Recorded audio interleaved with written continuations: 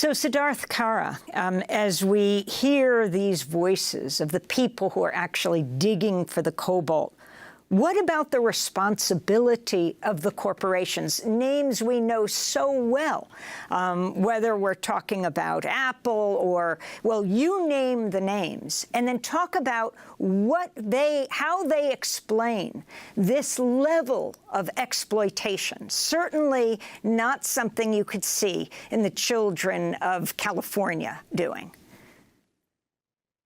Well, by and large, these consumer-facing tech and EV companies look the other way. And these are the big names we're all familiar with: Apple, Tesla, Google, Microsoft, Samsung. I mean, you can go down the list. They all buy some, most, or all of their cobalt from the Congo because there's no other cobalt to buy, quite frankly. They're all aware to some degree, I'm sure, of the conditions on the ground, and by and large, they simply offer PR statements that their supply chains are audited, that they're certified, that they protect and preserve the human rights of every participant in their supply chain, that they have zero tolerance policies on child labor, that mining is done sustainably. So you as a consumer, you as a shareholder, don't worry about it. But the truth that the Congolese people have to share is completely different. They are at the bottom of this supply chain with no alternative but to eke out this base, scrounging, hazardous, miserable existence for $1 or $2 a day, feeding cobalt up the chain to these behemoth tech and EV companies. As your clip mentioned, the mother said there's no other alternative there. These people have been displaced and pushed to a cliff's edge. If they want to eat, they have to put their lives at risk to dig cobalt out of the ground. And it's part of the scramble. You see, there is so much demand, especially being driven by this transition to electric vehicles. There is so much demand for cobalt that mining companies can't get it out of the ground quickly enough.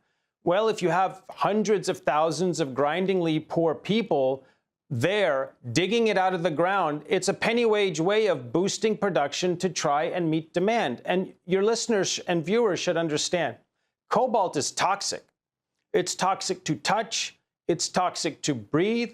So I have seen thousands of women with babies strapped to their backs inhaling toxic cobalt dust day in and day out, 10-year-old children caked in toxic filth, exposing themselves to toxic cobalt, and the ore that these children are digging that has cobalt in it often has traces of radioactive uranium. So the public health catastrophe, on top of the human rights violence, on top of the environmental destruction, is unlike anything we've ever seen in the modern context. And the fact that it is linked to companies worth trillions and that our lives depend on this enormous violence has to be dealt with. And Siddharth, you point out, I'll just read out a short quote of yours because you mentioned what these miners are paid. So you write, the most fortunate tunnel diggers in Kasulo earn around $3,000 per year, the most fortunate. By way of comparison, the CEOs of the technology and car companies that buy the cobalt mined from Kasulo earn $3,000 in an hour, and they do so without having to put their lives at risk each day that they go to work. So if you could explain, I mean, first of all, talk, as you said, $7 or $8 is the maximum a day that people earn. What do these children get, these 4, 5, 6, 7-year-old children and countless teenagers? Yes, well, you see the riches that are enjoyed at the top of the chain, they're stacked to the sky on top of the narrow, beleaguered shoulders of the children of the Congo. So start with a family unit.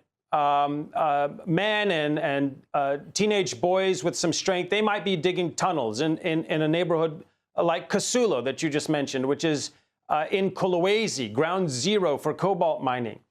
They dig shafts down into the ground up to 100 feet deep to try to find slightly higher grades of cobalt ore. Think of it like purity, so that instead of earning $1 or $2 or $3, maybe they'll earn 4 or 5 or 6. Well, they're crouched in darkness. They don't have room to sit up as they work for 18 hours at a time underground. And those tunnels often collapse, burying alive everyone inside. On the ground, you'll have younger children and maybe mothers digging in pits and trenches that could be a few meters deep. They will gather sacks of dirt and stone and fill them up and take them over to putrid rinsing pools where young children, little boys and girls, will use a sieve to try to separate dirt and stone from cobalt-bearing ore. They go through this process throughout an entire day to fill one sack, for which the family might get $2 or $3 or $4 from the buyers, the Chinese buyers, who then sell it to formal industrial mining companies. So at the bottom end, children could be earning 50 cents to $1 for rinsing and sieving and sorting. And at the best, on the best day, tunnel digging males and teenage boys might earn $5 or $6 or $7, but putting their lives at risk for a potentially horrid demise each and every day. So can you talk about the responsibility of the Congolese government, of China, of the United States? Well, ultimately, what needs to happen is the companies at the top of the chain have to accept responsibility for the conditions at the bottom of their cobalt supply chains. It's that lack of accountability, the lack of accepting responsibility for the conditions of labor of the Congolese people and the environmental destruction that leads to a host of other ills. So every actor in the supply chain, from Chinese mining companies to the Congolese government, they're all parts of a chain that starts at the top, and there are bad actors at every level. The Congolese government, of course, has its role to play in not adequately and equitably allocating mining revenues to the population there. There's corruption and graft, of course, which plagues the country of the Congo. But China, it dominates and controls mining production on the ground. And what I've seen with my own eyes and what any Congolese person living in the Katanga region will tell you is they pay no heed to the human rights of the Congolese people, and they pay no heed to the environmental protection. Mining companies, especially the Chinese ones, dump toxic effluents in the earth, the air, the water. I have seen villages with children playing in the dirt covered in sulfuric acid powder that is wafting over the entire countryside from mineral processing plants at Chinese mining companies. And as I've mentioned a few times, millions of trees have been clear-cut. And I never met anyone in the Congo who said they saw anyone planting one tree to replace them. The waterways, lakes, and rivers have also been polluted. So fish stocks are polluted, animal stocks are polluted, vegetables are polluted. Everyone there is being slowly poisoned to death by cobalt mining operations. That's the truth that the stakeholders at the top of the chain don't want us to know, but that's the truth the Congolese people are desperate to share. Siddharth, could you explain, you talked about how is it that China came to play such a huge role in the cobalt mining industry, owning and financing as many of the mines, 15 out of the 19 major industrial copper cobalt mining complexes in the main cobalt producing provinces that you visited. How has China come to play this role? And then talk about the depots. The bosses that you spoke to, it was very difficult to get into the depots. They all have armed guards and so on. What did those, the Chinese bosses of these depots tell you about the conditions there, what they're doing there? And did they take any responsibility at all for the conditions under which these miners were working? Well, in a way, you have to give China credit. 15 plus years ago, they saw that the future was going to be rechargeable batteries, and that meant cobalt. And they shrewdly determined all the cobalts in the Congo. And starting in 2009, with the previous administration of President Joseph Kabila, they started signing deals. And the first one they signed in 2009 was a $6 billion loan and infrastructure deal in exchange for access to several copper cobalt mines in the Congo. And that opened the door, that opened the floodgates, and then it was one state-run Chinese mining company after another signing deals with the Kabila administration. And before the West knew what was happening, China had locked down the bottom of the cobalt supply chain.